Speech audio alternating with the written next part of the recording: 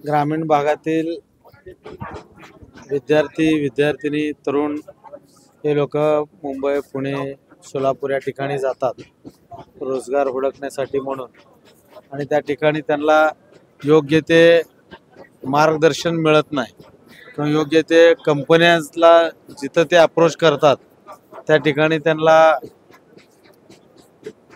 त्या पद्धतीने संधी उपलब्ध होत नाही।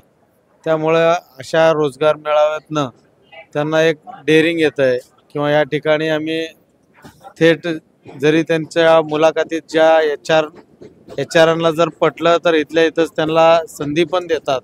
अशा दृष्टिकोनातून जे नवीन फर्स्ट टाइम जे लोक नोकरीच्या शोधात आहेत त्या लोकांना एक डेअरिंग पण झालं, आणि दुसरं म्हणजे जर त्यांच्यात एबिलिटी असलं तर या ठिकाणी आजच्या आज त्यांना काही 167 जणांना आम्ही पत्रही दिलेलं।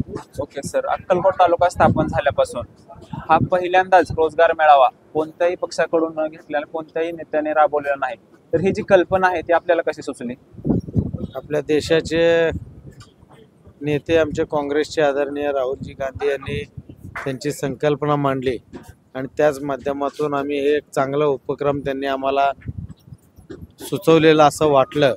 आणि अनेक ठिकाणाहून जे आम्ही बघतो ग्रामीण भागात फिरत असताना आईवडिलांचे हाल असताना सगळे हे तरुण पिढी जी आहे ते शहरीकरणाकडे कुठंतरी जायचा प्रयत्न करत आहे, आणि त्या ठिकाणी त्यांना योग्य असं मार्गदर्शन मिळत नाही। त्यामुळे हे त्यांच्या संकल्पनेतून काँग्रेस पक्षाच्या व्यापकतेतनं आपण हे सगळं केलं।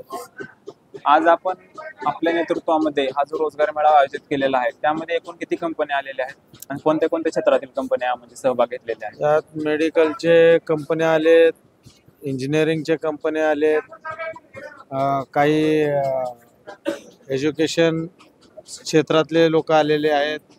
असे पुणेवरनं जवळपास 20 कंपनी या ठिकाणी आम्ही उपलब्ध करायचा प्रयत्न केला आहे आणि त्या माध्यमातून काम केलं। एकूण एकंदरीत किती विद्यार्थ्यांनी या कार्यक्रमासाठी रजिस्ट्रेशन केलेलं आहे? जवळपास 537 जणांनी ऑनलाईन ऑफलाईन रजिस्ट्रेशन केलं आहे आणि त्यातले 167 जणांना आज या ठिकाणी संधी उपलब्ध झाली। ओके सर, आजचा जो मेळावा आहे याचं प्रमुख आकर्षण किंवा एक वैशिष्ट्य म्हणून आपण काय सांगू शकाल? प्रमुख आकर्षण म्हणजे आता जसं खासदार ताईंनी सांगितलं की आपण जरी ग्रामीण भागातून शहराकडे जाणार असलो तरी एक नाळ आपली ग्रामीण भागातल्या लोकांना त्या ठिकाणीहून जेव्हा आपण शिकतो नोकरीला लागतो आपल्या ग्रामीण भागामधल्या युवकांना कशा पद्धतीने रोजगार उपलब्ध करता येईल या दृष्टिकोनातून प्रयत्न करावा। सर, आजच्या ह्या रोजगार मेळाव्यातून युवकांच्या भविष्यावर काय परिणाम पडतो? माझ्या अंदाजाने या ठिकाणीवरनं जे रोजगार उपलब्ध होईल आणि इथं जे संधी आम्ही द्यायचा प्रयत्न केलाय त्यातनं युवकांना एक चांगली संधी भेटेल, अपॉर्च्युनिटी भेटेल। सिटीजच्या ठिकाणी जाऊन परत तिथून आज जरी हे पहिलं फर्स्ट टाइम असल्यामुळे यांचं पॅकेज जरी जरा थोडंसं कमी असेल तर अनुभवातून पुढं काही त्यांचं भविष्य उज्ज्वल होईल असं वाटतंय। एकंदरीत आजचा जो रोजगार मेळावा आहे तर त्याचं जे उद्दिष्ट तुम्ही ठरवलेलं होतं ते उद्दिष्ट पूर्ण झालेलं आहे का? तर आपल्याला याबद्दल काय वाटतं सर?